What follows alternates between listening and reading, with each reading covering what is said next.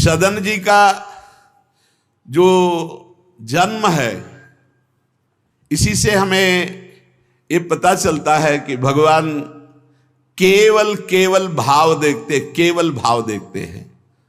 सदन कसाई ताकि नीकी कसियाई, जैसे बाराबानी सोने की कसौटी कसियाई है। जीव को न बध करें ए पे कुलाचार ढरें, बेचे मांस लाए प्रीति हरि सो लगाई है। गंडकी को सुत बिन जाने तासों तोल्यो करे, भरे दृग साधु आनि पूजे पे न भाई है। कही निस सुपने में वाही ठोर मुंह को देवो, सुनो गुण गान रीझो ही की सच्चाई है। सदन जी का जन्म कहां हुआ? कसाई कुल में, जहां पशुओं का वध करना एक स्वाभाविक वृत्ति है। निंदनीय किसी भी जीव की हिंसा करना निंदनीय कार्य है। देखो, पर कभी कभी ऐसे महापुरुषों का प्रभाव प्रकाशित होता है कि कुल कर्म छू भी नहीं सकते। सदन जी जैसे स्वर्ण कसौटी पे कसा जाए तो खरा निकले, ऐसे खरे महाभागवत थे। उनके हृदय में एक बार कुछ रिश्ते नातेदार आए, बच्चे ही थे, तो पिता एक छोटा बछड़ा लाए थे। वहां तो कटते ही रहते थे। पिता ने कहा कि ज्यादा तो इसमें मांस नहीं, इसकी टांगों में मांस से पहले तो फिर अपने अतिथि का स्वागत करते हैं। सदन जी ने जब सुना उसके पास गए तो लिपट कर रोए। बच्चे थे, बछड़े से, ऐसा ऐसा मेरे पिताजी कह रहे हैं तुम्हें काटा जाएगा, और ऐसे दुलार कर रहे थे। बछड़े के भी देखा आंसू निकल रहे। हर जीव को पता है, कष्ट का पता होता है। तो उसने कहा एक भागवतिक महापुरुष का जीवन बदलना है, इसलिए मानो बछड़े ने कहा कि तुम अपने पिताजी से कह दो, उचित तो यह है कि पहले मेरी गर्दन काटे। तो सदन जी ने कहा ऐसा क्यों? बोले क्योंकि मैं पूर्व में ऐसा था, तुम्हारे पिताजी पशु थे और मैंने इनकी गर्दन उड़ाई है, तो मैं अब पशु बना हूं, इनसे कह दो तुम्हें गर्दन ही काटनी चाहिए, पहले जिंदा टांग मत काटो, मैंने तुम्हें इतना कष्ट पूर्व में नहीं दिया था, सीधे गर्दन काटी थी। इसका मतलब जो कर्म किया जाता है उसका फल मिलता है पक्का। मैंने पूर्व में तुम्हारे पिता की गर्दन काटी थी इस जन्म में, इसीलिए मुझे पशु बनना पड़ा, और तुम्हारे ही पिता मेरी गर्दन काटेंगे पक्का, तुम रोक नहीं सकते क्योंकि वो विधान है। पर वो पहले टांग ना काटे, पहले गर्दन काटे। अब ये घटना उनको बहुत छुई। जीव को अपने कर्म का फल भोगना पड़ता है जन्म जन्मांतरों में। बच्चे ही थे, कुछ संत मंडली जा रही, यही है मत की रति गति भूति भलाई, जब जे जतन जहां जे पाई, सो जानो सत्संग प्रभाव। सत्संग का एक अमोघ प्रभाव होता है। वो संतों के सामने गए, चरणों में लौट गए, बालक थे।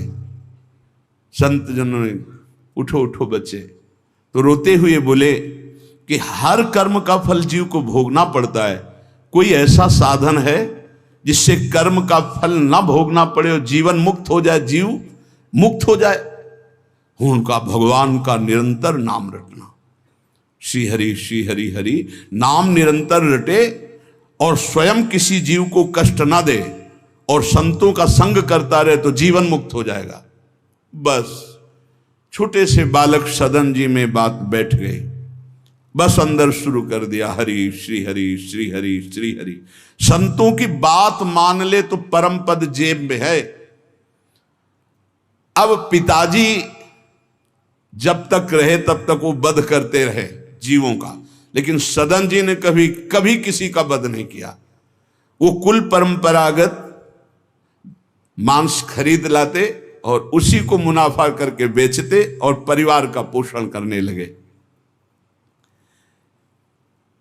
एक दिन ये रास्ते में आ रहे थे तो किसी साधु का बटुआ ढीला होगा तो शालिग्राम भगवान गिर पड़े थे। इन्होंने उठाया कि अच्छा चमकता हुआ कोई पत्थर है, तो शालिग्राम भगवान को लाए तो उन्होंने अंदाज में कि आधा 1 किलो के वजन का काम तो करेंगे, तराजू में रख दिया। हरि श्री हरि श्री हरि श्री हरि, हर समय नाम जपना। ये तो बचपन से शुरू था संतों की कृपा से, और भगवान से अंदर से समर्पण था। ये नहीं जानते थे कि शालिग्राम भगवान है, देखा ही नहीं था कभी भगवान के शालिग्राम रूप को। अब जैसे कोई कहता कि 5 किलो दो तो 5 किलो शालिग्राम बन जाते, 2 किलो तो 2 किलो दो। अब तो बहुत बढ़िया काम की बाट बदलने की जरूरत नहीं, एक ही बाट में जितना मांगो उतना दे देंगे और ठीक वजन उतना ही होता, कभी किसी को संशय नहीं हुआ। एक दिन वो संत समागम करते ही थे तो एक संत भगवान आए। कोई इनके यहां ये भेद नहीं मानता था कि ये अमुक कुल की, क्योंकि इतने महाभागवत थे। संतों के चरणामृत लेना, उनके पास बैठकर सत्संग करना, तो संत जन इनके यहाँ आकर के बैठते थे, इनके यहाँ आकर के थोड़ी देर भगवत चर्चा, बड़े उच्च कोटि के भाव सदन जी के प्रकाशित थे। तो एक संत भगवान ने देखा कि ये तो बड़े सिद्ध शालिग्राम हैं, इनमें तो चक्र का चिन्ह भी है और ये इससे मांस तोलते हैं। अश्रुपात होने लगे संत जी के कि ऐसा अनर्थ करते हो तुम, भगवान के भक्त हो। संत जी ने सदन जी से बताया कि ये जानते हो तुम्हारे बांट नहीं है, स्वयं शालिग्राम भगवान है, और इतना घृणित कार्य कि तुम इनसे एक तरफ मांस हो एक तरफ शालिग्राम। बड़ी बड़ी उनको व्यथा हुई।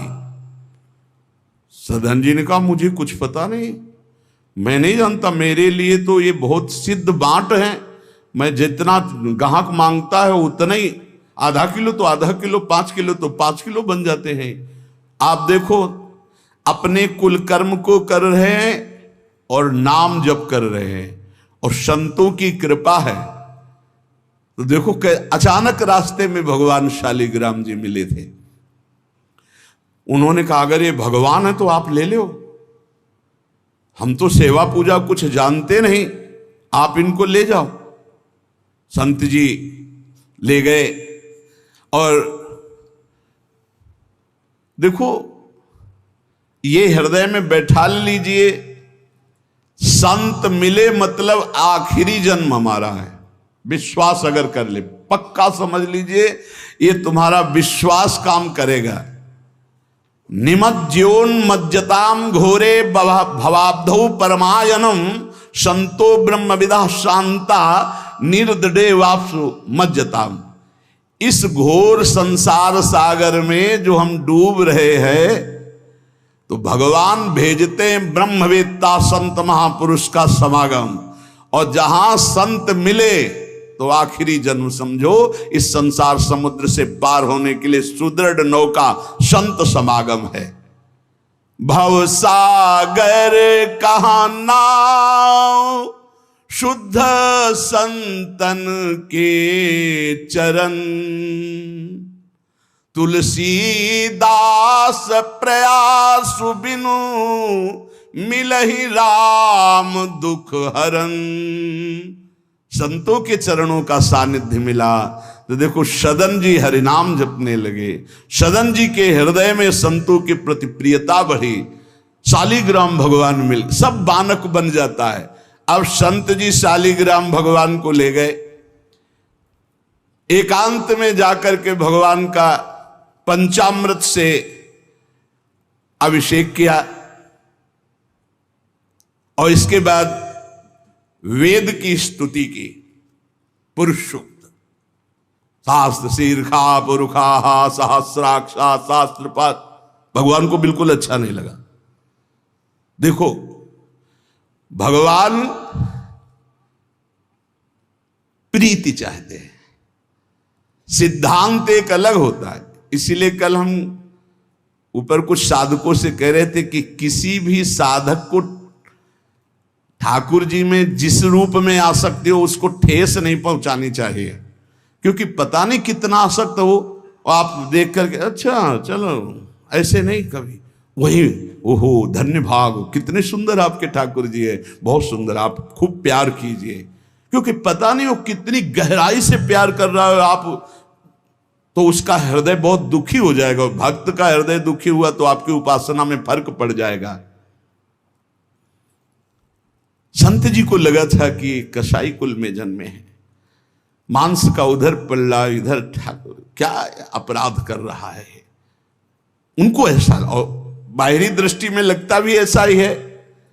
तो कहा भयो जो पे बड़े कुलहू में जन्म भयो, जप तप नेम व्रत साधन अपार है। कहा भयो तीर्थ अनेकन गमन किए, गयो नहीं जौलो निज मन को विकार है। जौलो मेरे संतन में राखे जाति भेद सदा, तौलो कहो कैसे वह पावे सुख सार है। मेरे साधु नीच पद पंकज ना धोयो, जौलो सब शास्त्रन को पढ़ी बोई भार है। जरा भी भाव किसी भी संत जो भगवत मार्ग के प्रतीक है, जाति पक्ष में रूप पक्ष में इनके तेज तो है नहीं, ये तो ऐसे बिल्कुल नहीं, सावधान, पता नहीं कौन किस कोटि का, उच्च कोटि का महापुरुष आपका चिन्ह। उन संत बहुत अच्छे संत थे, पर उनके मन में बात आ गई कि जाति के तो कसाई है, काम तो नीचे ही है, मांस। देखो नहीं जाना भगवान की महिमा, हम समझ रहे थे उच्च कोटि के, और वो बहुत उच्च कोटि के महापुरुष सदन जी, निरंतर नाम जप। और एक खास बात थी सदन जी में, दैन्यता, कि मैं तो किसी योग्य नहीं, और उनको पता भी नहीं था कि शालिग्राम भगवान हैं। तो लेके आयो साधु मैं तो बड़ो अपराध कियो अभिषेक सेवा करी पे न भाई है।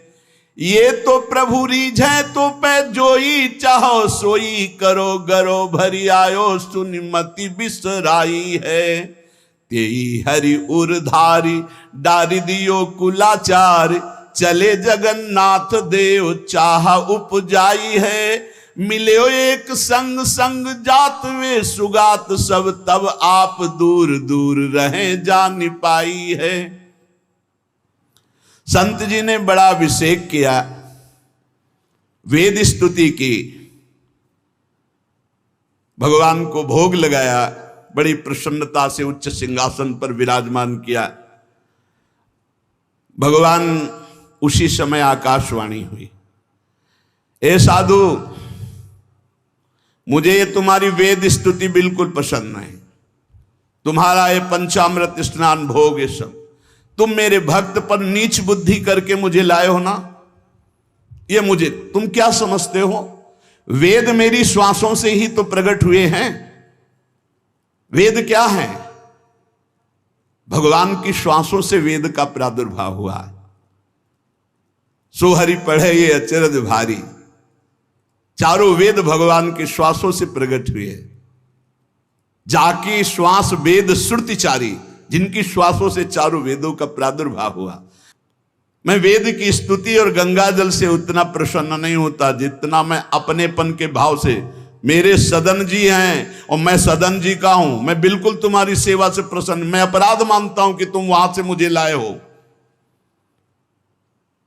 साधु जी यह बात सुनकर एकदम घबरा गए, शालिग्राम भगवान को लिया, दौड़ते हुए सदन जी के पास गए और गदगद स्वर में कहा, मैंने भारी अपराध कर दिया,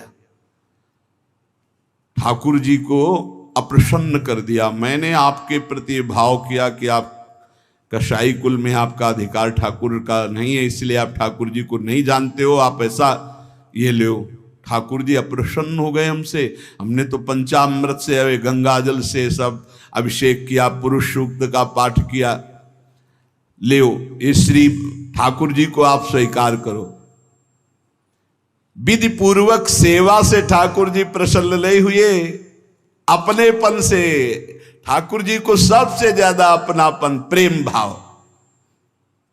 सदन जी शालिग्राम भगवान को अब जो देख रहे हैं वो दूसरा भाव है।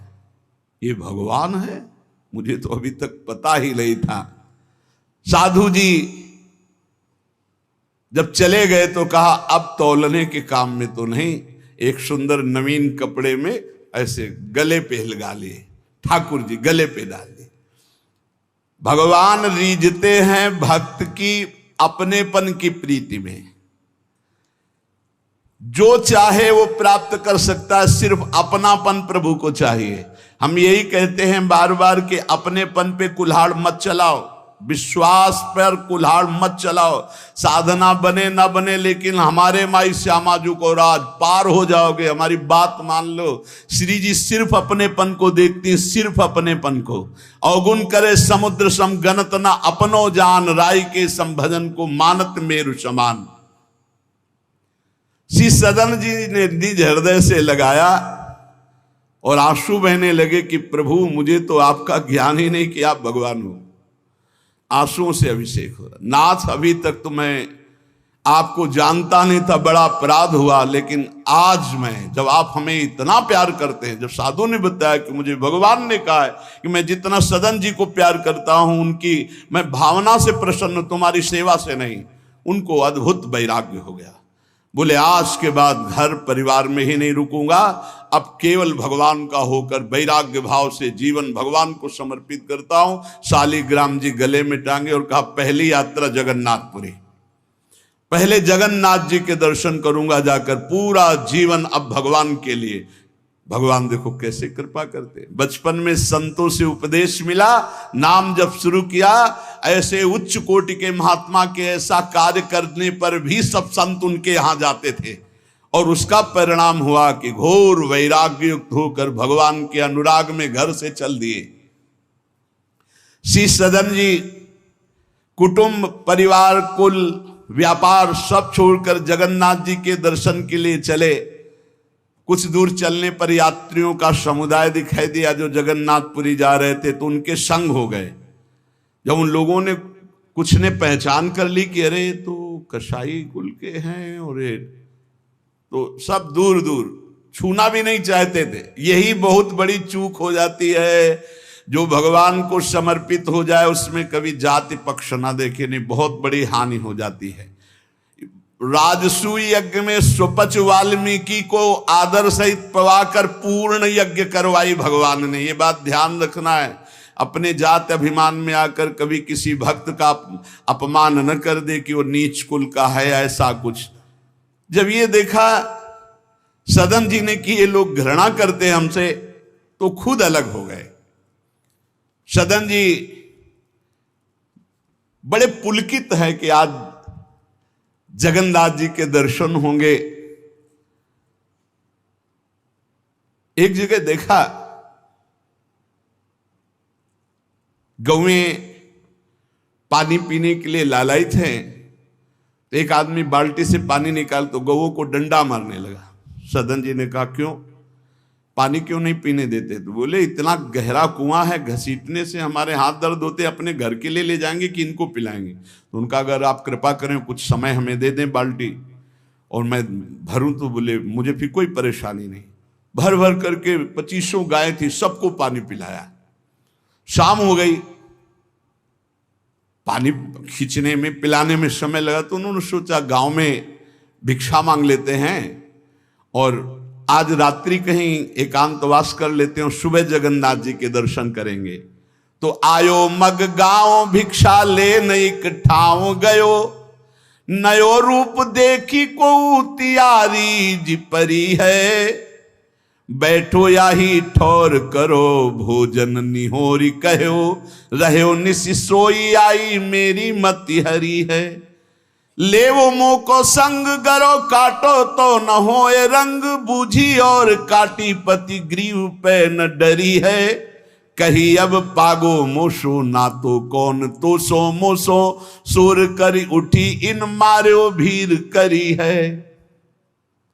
बहुत कठिन है वैराग्य लेकर भगवान के मार्ग में परम दयालु स्वभाव श्री सदन जी जगन्नाथ जी के दर्शन करने। रास्ते में एक घर में आवाज लगाई भिक्षाम दे।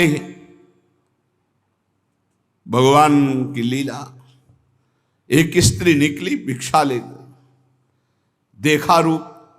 तो जो भगवान का नाम जप करते हैं, भगवान आश्रित होते हैं, उनका रूप अलौकिक होने लगता है। एक दिव्य आकर्षण होता है जो सबके चित्त को आह्लाद प्रदान करता है, क्योंकि आनंद स्वरूप भगवान का निरंतर चिंतन होता है। उसके प्रभाव से मुखाकृति में एक अद्भुत लावण्य, एक अद्भुत आकर्षण होता है।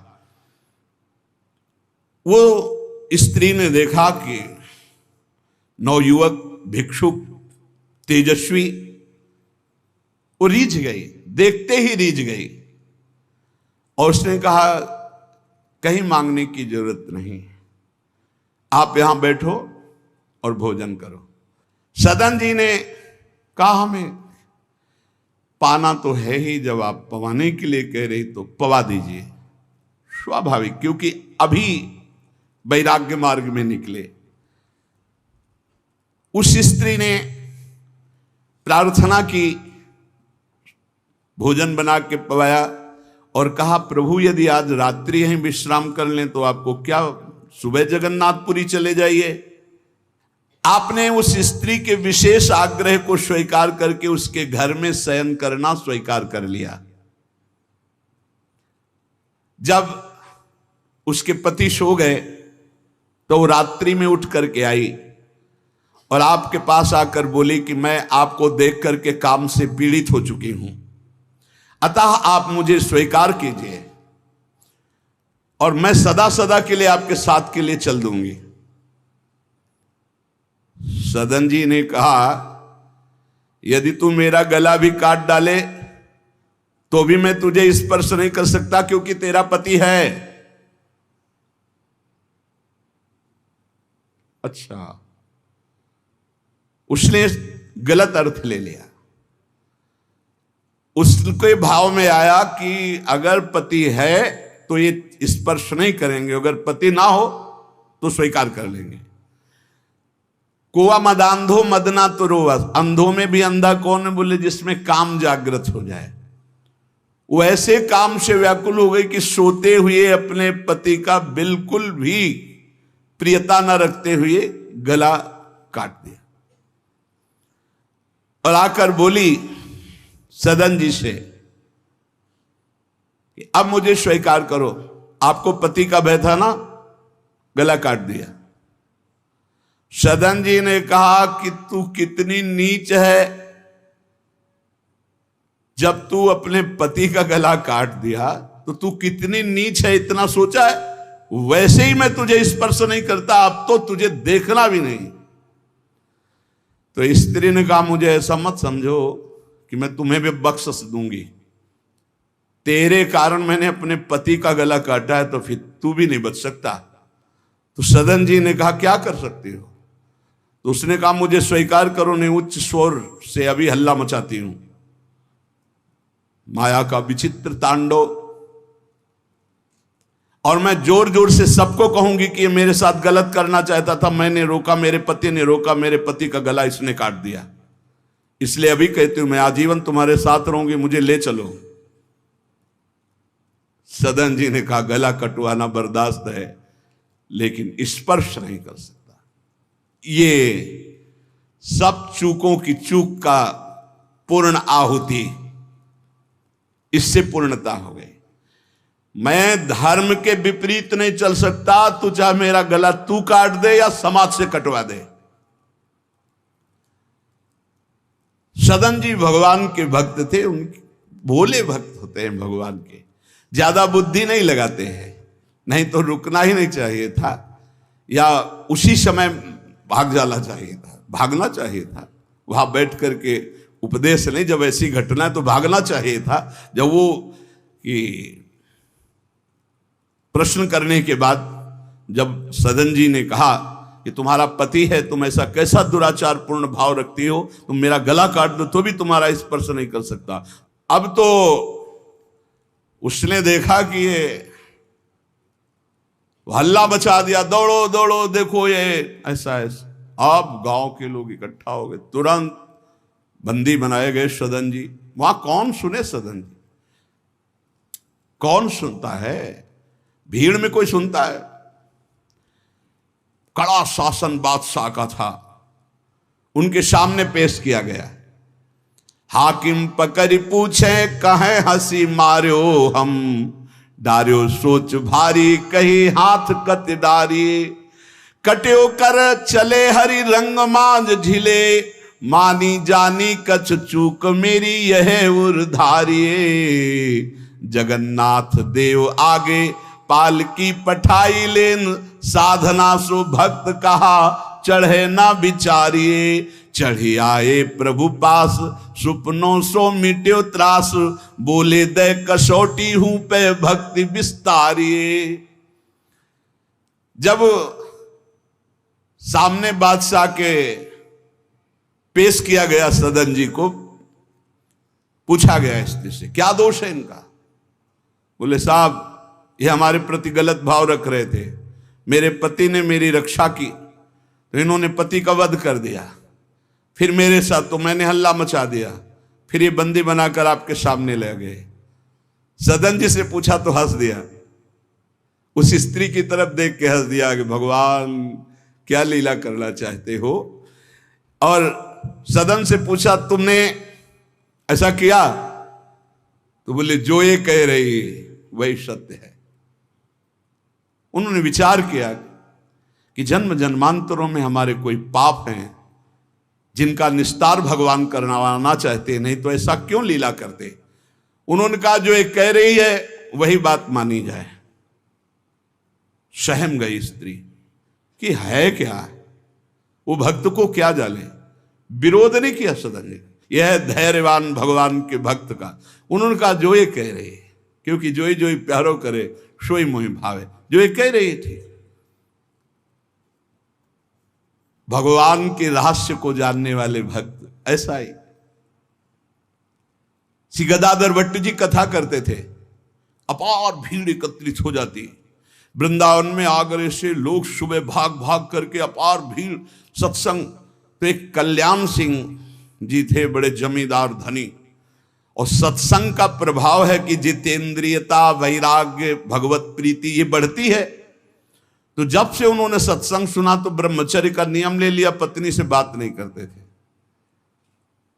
अब घर गृहस्थी में तो यही संसारिक सुख है।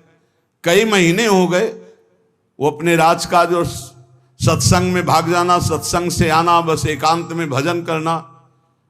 पत्नी ने देखा कि कई महीने हो गए, हमारी तरफ देखना भी नहीं, बातचीत नहीं, ये कहाँ जाते हैं, कौन है ऐसा। तो पता चला गदाधर भट्ट जी क्या। बोले हमारी जिंदगी का कांटा है वो,